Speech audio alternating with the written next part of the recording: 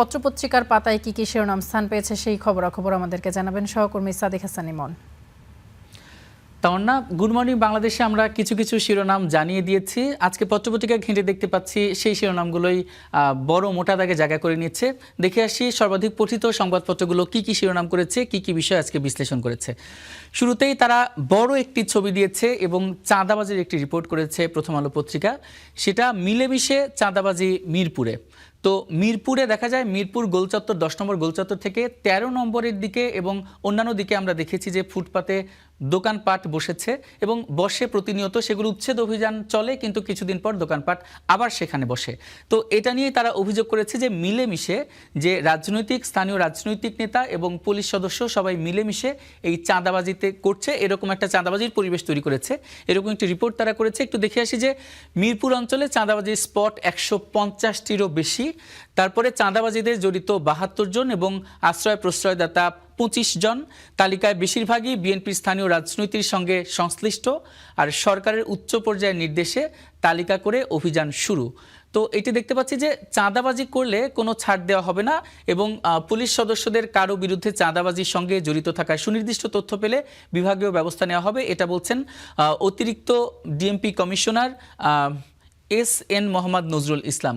এই চাঁদাবাজির ব্যাপারে দেখা যাচ্ছে যে দলের নেতা এবং সন্ত্রাসীরা চাঁদা তোলেন এবং পুলিশের কিছু কর্মকর্তারাও এর সাথে এটা ভাগ পান, এটা বলছেন যে নুরুল আমিন এ বিষয়ে তিনি বলেছেন এবং তিনি রিপোর্ট করেছেন একটি বিশেষ প্রতিবেদন। তারপরে দ্বিতীয় একটি স্থান পেয়েছে আরেকটি শিরোনাম, সেটা হচ্ছে মধ্যপ্রাচ্য পরিস্থিতি, যুদ্ধবিরতি ভাঙার শঙ্কা, থমকে আছে শান্তি আলোচনা। ইরান এবং যুক্তরাষ্ট্রের মধ্যে স্থায়ী যুদ্ধবন্ধের যে আলোচনা চলছিল, সেই যুদ্ধবন্ধের আলোচনা কিন্তু স্থায়ী যুদ্ধবন্ধ হচ্ছে না, কিন্তু বিরতি রয়েছে। একদিকে ডোনাল্ড ট্রাম্প কিন্তু বেশ খানিকটা চাপে রয়েছেন, কারণ মধ্যবর্তী নির্বাচন নভেম্বরে আছে এবং আমেরিকানরাও কিন্তু এই যুদ্ধের সাথে সম্পৃক্ত হতে চাচ্ছে না, কারণ তাদের অর্থনীতিতে বেশ খানিকটা প্রভাব পড়ছে। আরেকটা কংগ্রেসের কিন্তু অনুমতিরও দরকার আছে। এই জন্য সবকিছু মিলিয়ে দেখাচ্ছে ইরান, তো ইরানও আসলে চাচ্ছে এবং হরমুজ প্রণালী নিয়ে বিশেষ করে যুক্তরাষ্ট্র এবং ইরানের মধ্যে পাল্টাপাল্টি যে হামলা এবং হামলার যে বিষয়গুলো আলোচনা হচ্ছে, এইটা নিয়েই কিন্তু দেখা যাচ্ছে যে আসলে তাদের যুদ্ধবিরতি কিন্তু এখনো থমকে আছে। তারপরে আরেকটি বিষয় যে দেশে তো হামের প্রকোপ বেড়ে গিয়েছে, কিন্তু দুঃখজনক বিষয় হচ্ছে এই যে হাম শনাক্তের যে কিট, সেই কিটের কিন্তু সংকট রয়েছে। সারা দেশে সরকারি হাসপাতাল থেকে প্রায় 5000 রোগীর নমুনা এসেছে, কিন্তু কিট পরীক্ষার সম্ভাবনা খুবই কম এবং সেখানে প্রায় 100টি কিট রয়েছে এবং বিশেষত হামের এই প্রাদুর্ভাবের সময় রোগ শনাক্তের কিট না থাকা দুর্ভাগ্যজনক। স্বাস্থ্য বিভাগ এবং বিশ্ব সংস্থার ঢাকা অফিসে ঠিকমতো দায়িত্ব পালন করলে এই পরিস্থিতি তৈরি হতো না এবং দায়ভার তারা এড়াতে পারেন না, এটা কিন্তু আবু জামিল ফয়সাল তিনি বলছেন, জনস্বাস্থ্যবিদ বলছেন। এবং এই কিটের কিন্তু বেশ খানিকটা সংকট কিন্তু দেখা দেয়। আরেকটি যে বিধানসভা, পশ্চিমবঙ্গে বিধানসভা নির্বাচন ঘিরে কিন্তু তুমুল আলোচনা চলছে, সেটি নিয়েই বলছে যে ইস্তফায় নারাজ মমতা, সরকার গড়তে তোড়জোড় বিজেপির। এখানে সংবাদ সম্মেলনে মমতা বন্দ্যোপাধ্যায় বলেছেন যে তিনি ভোটে হারেননি, 100টি আসন আসলে তারা বিভিন্নভাবে লুট করেছে, এই ধরনের জবানবন্দি তিনি বলছেন জবরদস্তি করে লুট করা হয়েছে। তিনি এটা বলছেন, তিনি ক্ষমতাচ্যুত বা পদচ্যুত হবে না, নিজে থেকে হবেন না, কারণ তিনি হারেননি। এই ব্যাপারটা নিয়ে কিন্তু শুভেন্দু অধিকারী, মমতা বন্দ্যোপাধ্যায় এই বিষয়টা নিয়ে কিন্তু বেশ খানিকটা আলোচনা হচ্ছে। এবং আরেকটি বিষয় হচ্ছে এবার কিন্তু বিদ্যুতের দাম বাড়ানোর প্রস্তাব। তো দেশে প্রায় প্রতি ইউনিটের বর্তমান পাইকারি দাম 7 টাকা 40 পয়সা, 1 টাকা 20 পয়সা থেকে 1.5 টাকা পর্যন্ত কিন্তু টাকা বৃদ্ধির প্রস্তাব কিন্তু দেওয়া হয়েছে এবং খুচরা পর্যায়ে আনুপাতিক হারে মূল্য বৃদ্ধির প্রস্তাব কিন্তু তারা দিয়েছে। আরেকটি ব্যাপার হচ্ছে প্রস্তাব আমলে নিয়েছে BERC এবং গণশুনানির পর এটি চূড়ান্ত সিদ্ধান্ত এই ব্যাপারে আসবে। আমরা পরবর্তী আরেকটি পত্রিকায় যেতে চাই, দৈনিক সমকালে কিন্তু প্রথমেই তারা যে শিরোনামটি করেছে সেটা হচ্ছে পরীক্ষার কিট শেষ, উদ্যোগে ঘাটতি। আসলে যে হামের পরিস্থিতি নিয়ে তারা কিছু কিছু ব্যাপারে বলেছে যে সরকারি জরুরি টিকাদান কর্মসূচি সরকার যা করেছে, সরকার সেটা হচ্ছে দেশব্যাপী জরুরি টিকাদান কর্মসূচি কিন্তু ইতিমধ্যে নেওয়া হয়েছে। একটি হাসপাতালে আলাদা ইউনিট করা হয়েছে হাম রোগীদের জন্য, আরেকটি সচেতনতা বাড়াতে প্রচারণা চলছে, আর কয়েকটি হাসপাতালে ICU চালু করা হচ্ছে।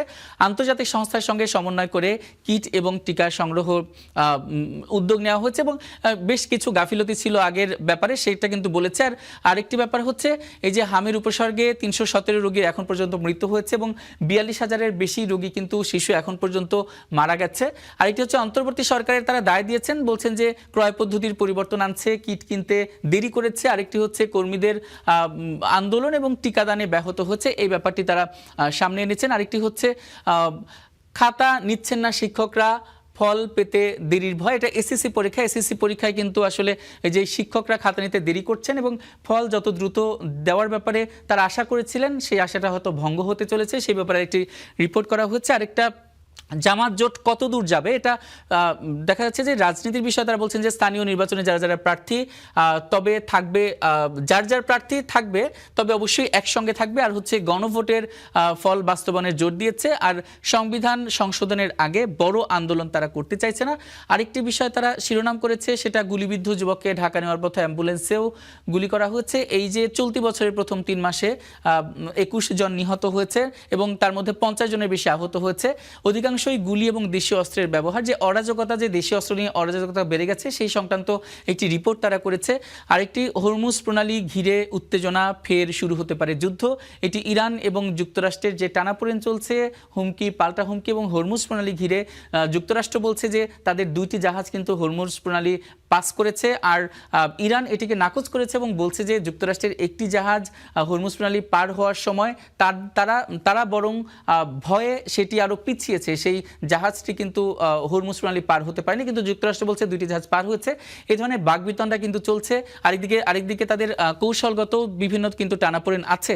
আরেকটি বিষয় হচ্ছে রাজশাহীতে পুলিশের উপস্থিতিতে টেন্ডার বাক্স ছিনতাই হয়েছে, সে ব্যাপারে তার একটি রিপোর্ট করেছে। আরেকটি যেটা বলছিলাম যে ফল প্রকাশের পর রাজ্য জুড়ে ব্যাপক সহিংসতা এবং হতাহত হয়েছে, পশ্চিমবঙ্গের একটি বলছেন এবং মমতা বন্দ্যোপাধ্যায় বলছেন যে পদত্যাগ করবেন না, এবং আরেকটি হচ্ছে তিনি বলছেন যে হারিনি, পদত্যাগ করার কোনো প্রশ্নই ওঠে না, এটি কিন্তু মমতা বন্দ্যোপাধ্যায় বলছেন। এবার আমরা একটু যেতে চাই দৈনিক ইত্তেফাকে, একটু দেখতে পাচ্ছি যে ইত্তেফাকে তারা শিরোনাম করেছে যে হামে আক্রান্তদের মৃত্যু বাড়াচ্ছে নিউমোনিয়া। তো 51 দিনে কিন্তু 317 শিশুর মৃত্যু হয়েছে। আরেকটি 90% শিশুরই নিউমোনিয়া নিয়ে মারা যাচ্ছে। এটি অধ্যাপক ডক্টর মোহাম্মদ আতিকুল ইসলাম তিনি একটি ফলাফল বলেছেন, যে পরিসংখ্যান একটি ফলাফল কিন্তু বলছেন। আরেকটি ব্যাপারে হচ্ছে এই যে মাদকেই সৃষ্টি কিশোর গ্যাং, এই যে কিশোর গ্যাংয়ের কিন্তু তৎপরতা সারা রাজধানী জুড়ে তথা দেশ জুড়েই বেড়েছে, সে ব্যাপারে রিপোর্ট করেছে যে নিয়ন্ত্রণে দরকার মাদক প্রবেশ ঠেকানো, আর এটি বিশেষজ্ঞরা বলছেন। আর বড় ভাইদের নিয়ন্ত্রণে ঢাকার কিশোর গ্রুপগুলো, আর মাদক বিরোধী অভিযান চলছে, শিগগিরই আরও বেশি অগ্রগতি চালানো হবে। অগ্রগতি কিন্তু এখন পর্যন্ত বেশ সামান্যই হয়েছে। তো আরেকটি ব্যাপার হচ্ছে 1 বছরের মধ্যে স্থানীয় সরকার সব নির্বাচন করবে, এটি ডিসি সম্মেলনে মির্জা ফখরুল ইসলাম আলমগীর বলেছেন, এবং বিভিন্ন দল কিন্তু তাদের প্রার্থী দিবেন, সে ব্যাপারে কিন্তু আলোচনা চলছে। একটু আগেও আমরা যেটা বলছিলাম, আবার কিন্তু এখানে এই যে পশ্চিমবঙ্গের ইস্যুটাই কিন্তু আবারও সামনে এসেছে, যে নতুন করে মুখ্যমন্ত্রী কে হচ্ছেন এবং বাংলাদেশের সাথে সম্পর্কে বা কি হবে, কি ধরনের টানাপোড়েন সৃষ্টি হবে, এটি কিন্তু একটি শিরোনাম করেছে। আরেকটি ব্যাপারে হচ্ছে বাংলাদেশ এবং যুক্তরাষ্ট্রের বাণিজ্য চুক্তি, সেই বাণিজ্য চুক্তির বিষয়েও কিন্তু বলেছে যে অন্য দেশের চুক্তি পাশে নিয়ে বাংলাদেশটা পড়লে ভালো বোঝা যাবে, পররাষ্ট্রমন্ত্রী বলছেন, এবং এই চুক্তি নিয়ে অযথা উদ্বেগের কিছু নেই, এটি কিন্তু বলছেন। তো আজকে যদি বলি যে আজকের সংবাদপত্র জুড়ে যদি বলি, প্রধান শিরোনাম কিন্তু এই যে পশ্চিমবঙ্গের যে ইস্যুটা, পশ্চিমবঙ্গে আসলে বিধানসভা নির্বাচনের ফলাফল কি হবে, এবং ফলাফল তো হয়েছে আসলে মমতা বন্দ্যোপাধ্যায় যেহেতু পদত্যাগ করতে চাচ্ছে না, তারপরে কি হবে। আর একটি বিষয় হচ্ছে নতুন যে মুখ্যমন্ত্রী হবেন তার সাথে বাংলাদেশের সমঝোতাই কেমন হবে, সে বিষয়টা কিন্তু সামনে আসছে। আর একটি হামে মৃত্যুর সংখ্যা বাড়ছে, সেই হামের পরীক্ষা কিট সংকট দেখা দিয়েছে, সে বিষয়টাও কিন্তু এখন একটু শিরোনামে জায়গা পেয়েছে। আরেকটি বিষয় হচ্ছে এই যে সম্প্রতি যে জ্বালানি সংকট এবং সবকিছু মিলে কিন্তু বিদ্যুতের দাম বাড়ার একটি সংখ্যা রয়েছে, সেটিও কিন্তু স্থান পেয়েছে। আর মধ্যপ্রাচ্যে যে যুদ্ধ, ইরান এবং যুক্তরাষ্ট্রের মধ্যে যে পাল্টাপাল্টি হুমকি এবং তাদের যে টানাপোড়েন, সে বিষয়েও কিন্তু স্থান পেয়েছে।